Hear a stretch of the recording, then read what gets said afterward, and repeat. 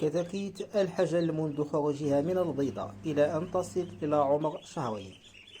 تحتاج إلى علف ناعم ورقيق لتستطيع ابتلاعه. إذا أعطيتهم علف بحجم أكبر سوف تظل تلك الكتاكيت تختار منه الحبيبات الرقيقة وتترك الباقي منه، وسوف يكون نموها ضعيف. لكن إذا أعطيتهم علف يناسب حجمهم وعمرهم سوف يكون نموهم ممتاز، وتخرجهم من الحاضنة إلى الهواء الطلق على عمر شهرين بدون تعرضهم لأي مشاكل صحية. لكن إذا لم تهتم بهم في هذا العمر ستظل تتخبط في الأمراض بدون جدوى وتفقد منهم الكثير.